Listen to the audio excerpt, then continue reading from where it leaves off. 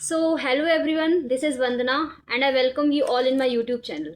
जैसे कि last video में मैंने आप लोगों को बताया था कि मेरे क्वेश्चंस कितने ठीक हुए थे। तो मैंने आप लोगों से कहा था कि मैं नेक्स्ट वीडियो जल्दी लेकर आऊँगी जिसमें मैं अपना जो मेरा यूजीसी नेट एग्ज़ाम का जो रिज़ल्ट निकला है मैं उसको आप सभी लोगों के सामने डिक्लेयर करूँगी। ठीक है, तो मैं अगर अपना रिज़ल्ट बताऊँ तो after 7 attempt with 5 net and this journey is started in December 2023। दिसंबर 2023 से लेके मैंने देखो दिसंबर 2023 में 3 बार पेपर हुआ था हमारा। मार्च में हुआ था, जून में हुआ था और दिसंबर में हुआ था। तो मार्च और जून उस टाइम पे हमारा थर्ड सेम चल रहा था तो मैंने दिया था, लेकिन वो मेरा क्वालिफाई नहीं हो पाया था। फिर मेरा जो पहला नेट क्वालिफाई हुआ था वो दिसंबर 2023 में क्वालिफाई हुआ था।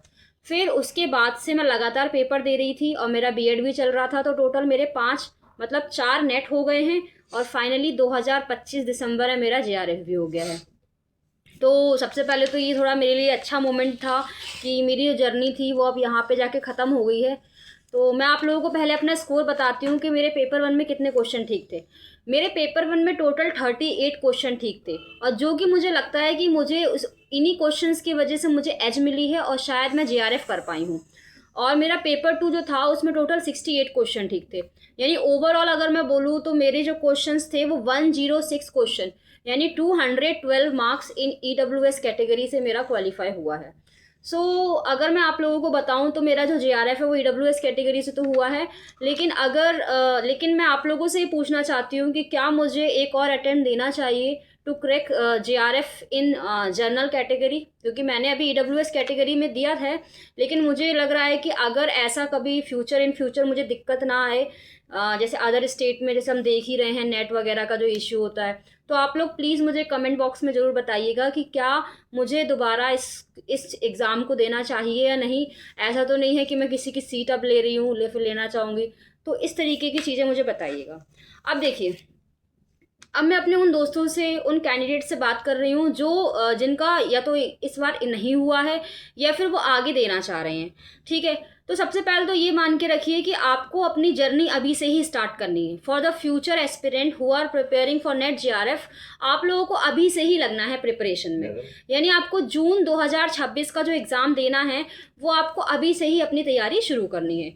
और फॉर दूज एस्पिरेंट जो एमपी से हैं या फिर एमपी सेट का एग्ज़ाम फिल करे हैं, उनके लिए अच्छी अपॉर्चुनिटी ये है कि उनका 1 मार्च को एमपी सेट भी आ रहा है। और इसके साथ साथ अगर आप एमपी सेट क्वालिफाई कर लेते हैं, फॉर एग्जांपल आपका नेट नहीं हुआ है, तो आप लोग आसानी से असिस्टेंट प्रोफेसर के एग्ज़ाम के लिए बैठ सकते हैं। ठीक है, तो ये आपके लिए बहुत अच्छी अपॉर्चुनिटी है। तो मेरा मानना ये है कि जिन कैंडिडेट्स ने फॉर्म भरा है वो ज़रूर मार्च वाला पेपर दें और उसको बहुत अच्छे से क्वालिफाई करें और अपने पेपर 1 पे भी फोकस करें और पेपर 2 पे तो हमको करना ही करना है। ठीक है, तो हमारे पास जो अपकमिंग जो एग्ज़ाम्स आ रहे हैं, जिन बच्चों का नेट हो गया है या फिर, और एक चीज़ और देखो, अभी अपने पास तीन ऑप्शन है। जिनका नेट हो गया है, अगर वो कुछ नहीं कर रहे हैं तो अगर आपको प्रॉपर पीएचडी की लाइन में ही एंटर होना है तो आप कर सकते हो। अपना यूनिवर्सिटी देख सकते हो, अपना प्रपोजल देख सकते हो। ठीक है, ये सब काम आप धीरे धीरे शुरू कर दीजिए।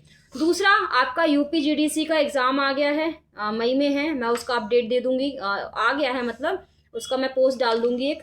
और एमपीएपी का भी आने वाला है, 12 जुलाई को डेट आ गई है टेंटेटिव। ठीक है, और नेट पीएचडी का मैंने बता दिया है। तो ये 3 ऑप्शंस हैं आपके पास। और जिन एस्पिरेंट्स का अभी ओनली पीएचडी ऐसा कुछ हुआ है या फिर वो और ट्राई करना चाहते हैं, तो वो लोग अभी से ही लग जाइए और अभी से इस जर्नी को एकदम सीरियस होकर अपने नोट्स वगैरह जो भी हैं और जो भी आपका पेपर 1 का जो भी डाउट है उसको धीरे धीरे सारा क्लियर करते रहिए। क्योंकि एक बात समझिए, आपको इसमें ऐसा नहीं है कि आपको किसी भी टीचर का सब्सक्रिप्शन खरीदना है या फिर किसी भी कोर्स में ज़्यादा एनरोल होना है। आपको सबसे पहले खुद को लेके सीरियस होना है, अपने प्रीवियस ईयर क्वेश्चंस को डिटेल में पढ़ना है। ठीक है, और पेपर 1 के लिए तो इतने अच्छे अच्छे चैनल्स हैं। जैसे अगर मैं अदिति मैम का बताऊँ तो वो बहुत अच्छा जेआरएफ अड्डा में पढ़ा रही हैं। तो आप उनको फॉलो कर सकते हो, आपको जो ठीक लगे आप उनको फॉलो कर सकते हो। ठीक है, तो ऐसे ऐसे आप कर लीजिए और अपनी सारी जो भी पीवाईक्यूज़ वगैरह हैं उसको धीरे धीरे स्टार्ट करिए। ये था आज का वीडियो। और मैं आपको अगर कोई डाउट हो और मेरे उस क्वेश्चन का ज़रूर आंसर दीजिएगा कि क्या मुझे दोबारा इस एग्ज़ाम को देना चाहिए या नहीं देना चाहिए, तो ये सारे आंसर्स आप मुझे कमेंट सेक्शन में कर सकते हैं।